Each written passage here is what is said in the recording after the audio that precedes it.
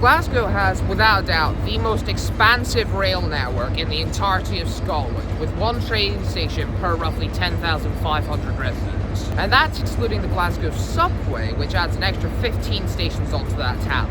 Now, a few months ago, I tried to film our Glasgow Station Scramble, where I tried to visit all 60 train stations and 15 subway stations within Glasgow city limits.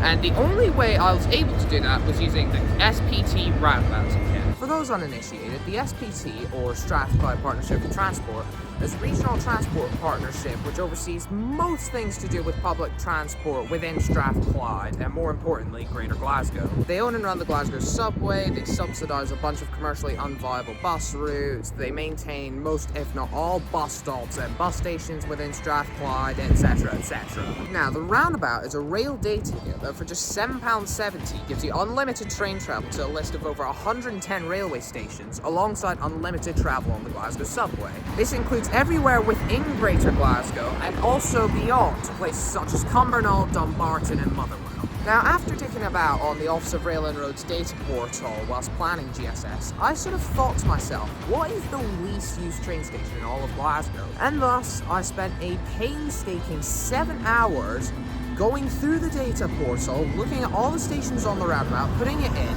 and then putting all the results I got into a Google Doc. And then I took so long to actually get around to writing the script that by the time I finally started writing the script, the Office of Rail and Road had released new data, and thus I had to put in all the new data from the most recent season. God damn it. Anyway, here are my findings.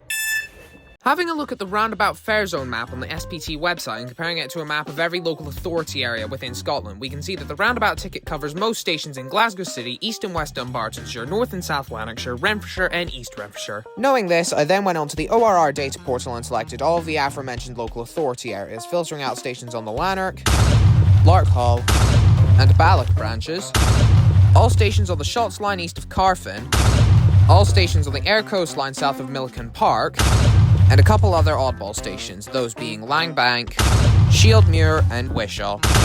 All in all, this left me with 124 ScotRail stations within the Roundabout Fare Zone, so to be honest, SPT are kind of selling themselves a bit short by only, air quotes, advertising it as letting people visit more than 110 ScotRail stations within Glasgow and its surrounding areas. Additionally, I also found that between April of 2024 and March of 2025, there were a grand total of 13 stations that saw more than 1 million entries and exits, 36 stations that saw more than 500,000, and 109 stations that saw more than 100,000.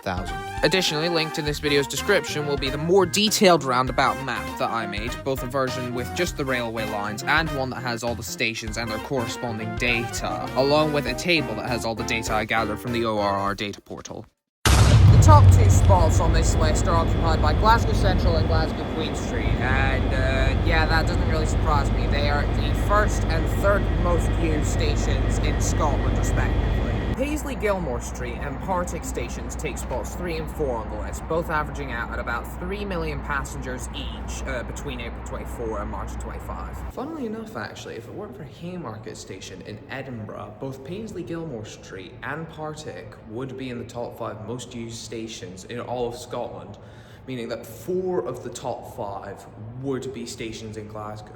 Now, I feel like I do need to address this, since this definitely affected the overall rankings, but the East Kilbride branch of the Glasgow South Western line ended up getting closed from January to May of 2025 to allow electrification works to take place, to allow electric multiple units to run along here. There were also other enhancements that were made, such as the introduction of a new station at Hairmyres compared to the old single-track one a bit further down the line. But the main thing is that from, as I'm filming this tomorrow actually, the main trains you'll be seeing down here are Class 380s as opposed to the Class 156s that have been running down here for the longest time. With that being said, I do think there's still meant to be quite a few journeys that are around with 156s still, which is interesting, but I suppose they only have so many EMUs. Going down the list a bit more, we can see that East Dunbartonshire has the least amount of stations on the roundabout ticket out of any local authority area, at just 6 stations. However, despite being at number 70 and seeing approximately 258,000 entries and exits between April 2024 and March of 2025,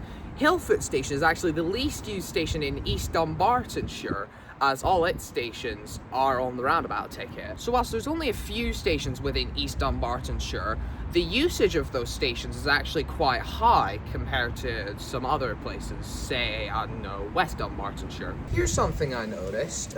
William Wood Station actually saw the highest percentage of growth out of all the stations compared to the last set of data to this one. From April 23 to March 24, William Wood Station saw a grand total of 198,000-ish entries and exits. From April 24 to March 25, it actually saw 286,000. The growth might seem odd at first, but if you consider the fact that William Wood Station is almost perfectly halfway between Githnock and Clarkston stations, then the growth that it saw kinda starts to explain itself. But anyway, that's enough dawdling. Let's get into the top 10 least used train stations on the Roundabout ticket. Starting with 10, Kilpatrick. Laying on the outskirts of Greater Glasgow, and inconveniently for me, under the Erskine Bridge, Kilpatrick Station saw a grand total of 70,598 entries and exits between April of 2024 and March of 2025. All in all, there's actually a fairly consistent service along here, with trains running every half hour along the North Clyde line out east towards Airdrie and beyond. Hey, speaking of... 9. Caldercrooks. On the complete other side of the North Clyde line now, we have Caldercrooks Station at 70,158 entries. Caldercrooks is the easternmost station on the Roundabout ticket, and I'm not sure if it's just me, but I remember this station being nowhere near as, I guess, urban as it actually is. To be fair, there is a very high chance I'm just getting it mixed up with Blackridge Station, which is the next station along the line if we're heading eastbound towards Edinburgh, since that's kind of like half a mile out from Blackridge itself. 8. Gilshy Hill. Here's an interesting one. Gilshy Hill over the past year has seen 68,720 entries and/or exits. However, over the fiscal year from April 2023 to March of 2024, it saw 77,000 entries and exits, meaning that it's actually dropped a bit, meaning that last year it didn't actually fall into the bottom 10. However, this year it did, by proxy pushing Barnhill just out of the top 10. Or I suppose bottom 10. You get what I mean. 7. Ashfield. Sticking with the Maryhill line, Ashfield being as low as it was honestly kind of surprised me, with it only being a mere 6-minute train journey out from Glasgow to Queen Street. In total, over the last recorded season, the station saw a little under 70,000 users, which is lower than I was expecting. Then again, all the stations on the Maryhill line fall within the bottom 20. Bar Annie's Land, but those passenger numbers are not coming from the Maryhill line. 6. Kirkhill. Kirkhill is actually substantially lower than any of the other stations on the Newton branch of the Cathcart Circle line, with approximately 64,000 entries and exits between spring of 24 and spring of 25, compared to the next lowest station on the list, Kings Park, which saw about 190,000 entries and exits within the same time period. 5. Mount Vernon. And now we have Mount Vernon Station, which sits at just a measly 63,544 entries and exits over the last recorded fiscal year. There really is extremely little around here. Like, there's a few houses down in Mount Vernon over there, and then there's a few houses over there in the westernmost Nuke of Baileystown. But aside from that, I think most people within the area who would get the train from here just go to Baileystown Station because it's more accessible to get to, really. Originally, this was the least used station within the city of Glasgow. However, that title now goes to 4. Kelvindale. And now we have the least used station on the Maryhill line and the least used station within Glasgow City, the Kelvindale Station. And, yeah, I can't say I'm too surprised by this. I mean, just look around. There's absolutely nothing to do here.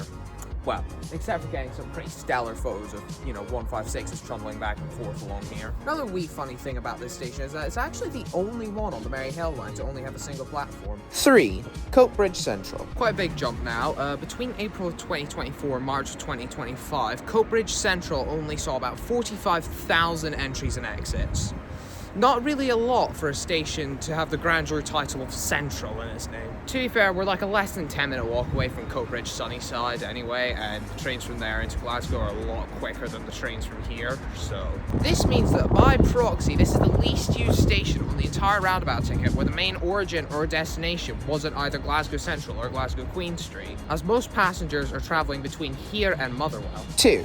Bowling. Well, I suppose first of all, we should probably get the obvious name joke out of the way.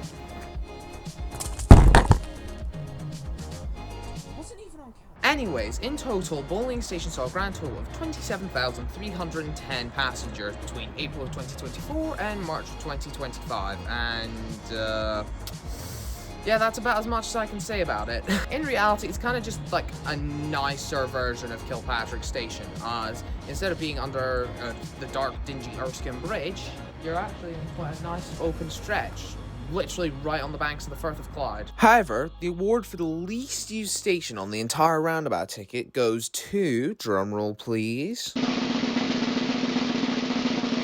Thornton Hall Station. Located on, surprise surprise, the East Kilbride branch of the Glasgow South Western Railway, Thornton Hall Station only saw a grand total of 18,166 entries between spring of 2024 and spring of 2025. But yeah, this station's really not that interesting. Like, it's in the middle of the countryside, there's only one platform instead of two, it only gets service every hour instead of every half hour. Oh wait, that's interesting, I didn't know that. Now what I wonder is, had Thornton Hall Station not been closed for 5 months in 2025, could Bowling Station have maybe pipped it to the post to become the least used station on the roundabout ticket? I'm gonna be honest, I don't think so. If we have a look at the growth of all the stations in the bottom 10 over the past year and compare that to last year's analytics, say this station which went up by about 3,000, or Coatbridge Central which went up by 4,000, I do think Bowling would still have more passenger usage. However, I think it'd be a hell of a lot closer, maybe even down to like a matter of about 2,000 passengers. So what have we learned today? I like statistics, I guess. Anyway, that's all for this video. Go away now.